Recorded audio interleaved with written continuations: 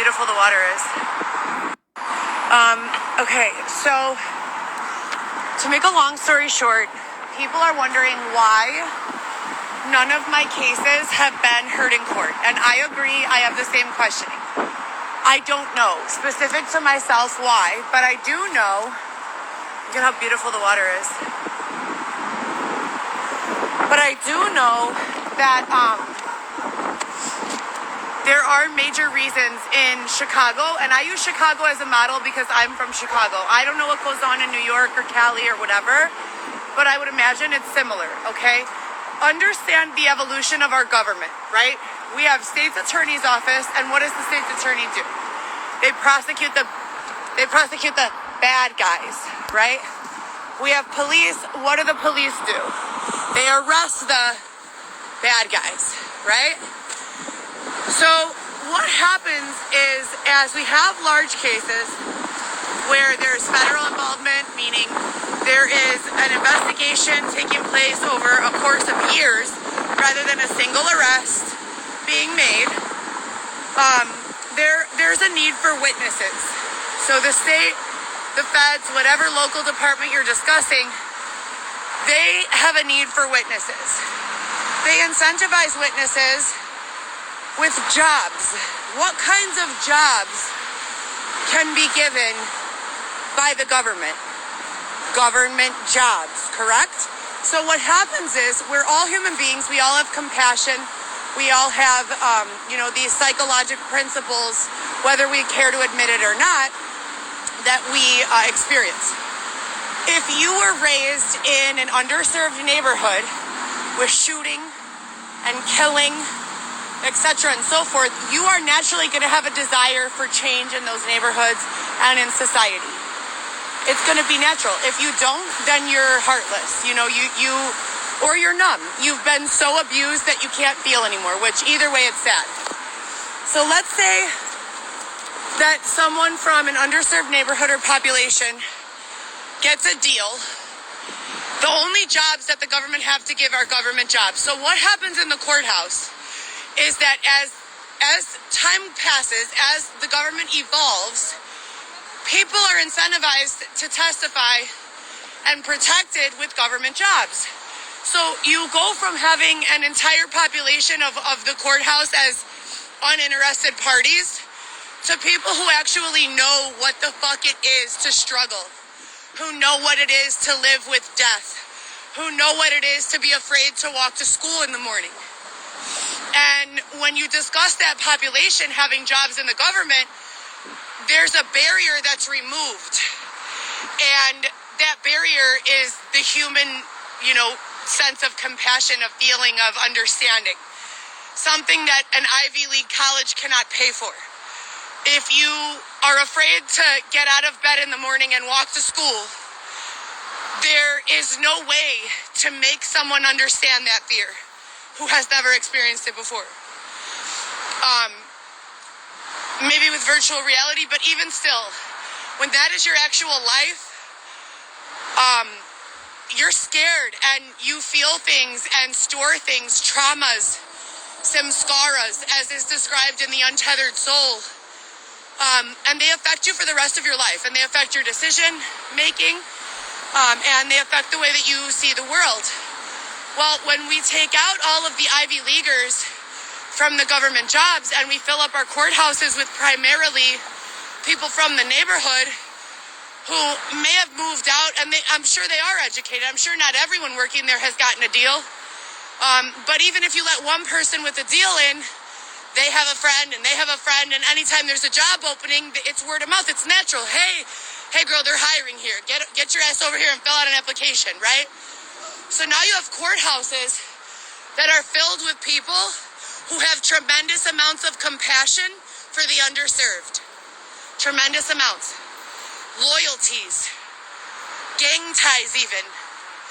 Some of them are nefarious and some of them are just genuine. But what ends up happening is control shifts. Paradigm shifts take place. And as I said, it's only natural that when you have connections to the community so deep, your loyalties will also, rest with the communities. Oh my God, cutie. So what ends up happening at the end of the day is that the police, they can go out and make an arrest. But unless the state picks up the case and prosecutes the criminal, there's nothing that happens. The person is back out on the street the next day. Imagine the frustration of a police officer who doesn't live in a gang-infested neighborhood, who doesn't have any of those problems. And I get it. If you're from an underserved community, you're like, fuck that. That's their job. I agree with you. But for 1 second, we don't want them to be closed-minded, right? So let's try to open our minds too, you guys. Put yourself in the shoes of the cops. You leave your cushy little life with your wife and your kid and your fucking plush carpeting and your nice 2000 of the year car, even if it's not a luxury, and you go to work and you drive to this area and you risk your life and you make an arrest and the state's attorney's office doesn't pick up the case.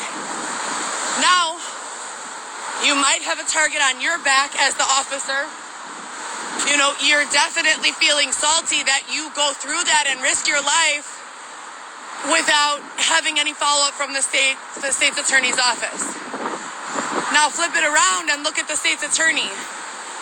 They are having their necks stood on.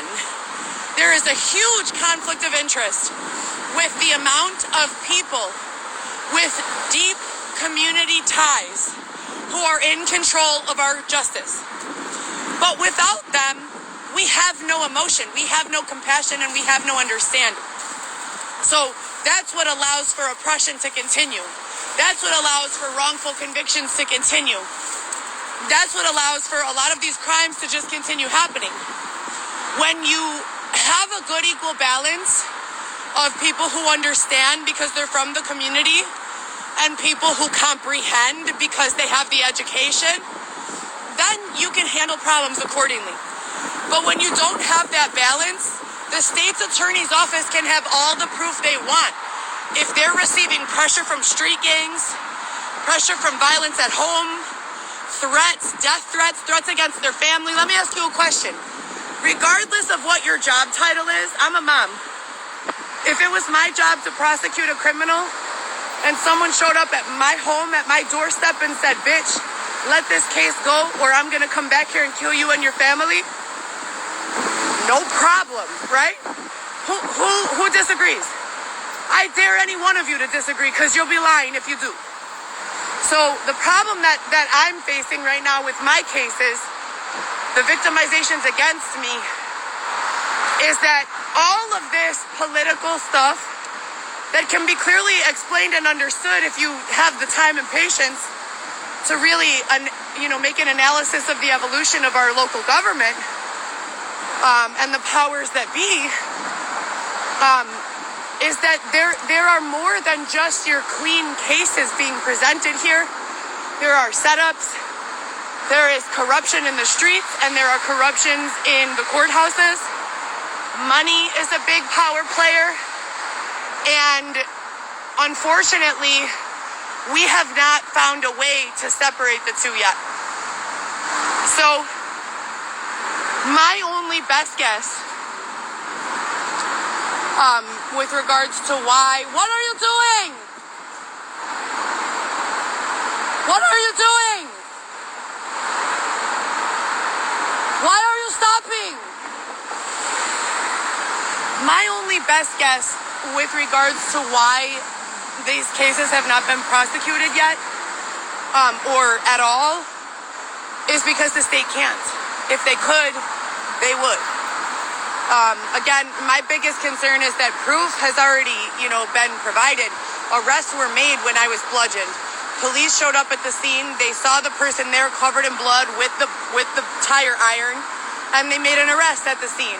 They took me by ambulance to the hospital, but they didn't press charges. The state did not pick up the case. The police did their job. They made the arrest, but the state did not pick up the case. That's what made me first start wondering, is our local government shut down? The stabbing, I was like, well, maybe it was just a mistake. It's an underfunded county, Joliet-Will County. There's not a lot going on there. It's, a lot of farms, kind of getting a little, but if something like this went down in the city, for sure the state would have picked it up. That was my thought. I was jumped and stabbed by 3 women with screwdrivers. I was alone, unarmed. Blood splatter all over my car. Never had I ever been a victim of any sort of violent assault prior to this. This was the very first time I had been violently attacked. It was 2019, I believe May. But these women had checked into the prison systems for a visit, so their IDs were there. Their license plate was there. They attacked me on camera at a gas station. So all the proof was there. An arrest was not made at the scene because they fled, and they lived in Chicago. But they did turn over the case, from what I was told, to the state. And the state was supposed to press charges. They chose not to. Even if I was in the faces of these women, a woman by herself, unarmed, can never be charged with getting jumped and stabbed by 3 other women. It just doesn't happen. Sorry. Whoop. Sorry. So I still have question about it. I can't receive victim services if there were no charges pressed, but my home has been taken. My trauma has been at an all-time high since that happened. And, I have a lot of questions. So there are a lot of answers. Why hasn't the case been heard? There are numerous answers. Number 1, either the local government is shut down and the state has lost control. Number 2, the state is being pressured and their necks are being stood on. Or number 3, I really don't see any other options than that. Do you? If someone robs you or bludgeons you or stabs you on camera in broad daylight with witnesses, wouldn't you be wondering why the state couldn't pick that up? But the police can only be as effective as our government is effective. So we have to come together and understand that the criminal justice system begins in the street with the police, but it doesn't end there. And if we can't protect government officials without completely ostracizing them from society, we have no system to begin with. And that's about it. I just wanted to jump on and say that. A lot of people have been asking me if that really happened to you. Why hasn't the state picked up the case? Those are my predictions. They're only predictions because, as I've told you guys a million other times, no one calls me back. I think I probably have called them more times than they ghosted me. The state's attorney and the police have ghosted me. I have made so many calls to area detectives. I always tell the police who harass us, I'm the one who walks around with the Chicago Fire, tarp, talking about lawsuits all day. All your police officers know who I am. I'm not a criminal. I'm not a drug addict. Please lay off of me. That's what I tell them right away. Do I think it's okay for them to lay into criminals and drug addicts? None of my business. And I'm not trying to find out. I have enough on my plate advocating for myself. I'm all for humanity and being a decent human to everyone. But I also believe that we deserve safe communities and that our children deserve to grow up in safe communities, no matter what part of Chicago you're from. All right, you guys, I gotta go. Xavier and I are gonna grab tacos. We've been broke all day, starving. My baby's hungry. We hungry. So we're walking another 3 miles with my ankle weights on and grabbing some tacos for dinner. I hope you guys have a good weekend. And I'll talk to you soon. Bye, guys.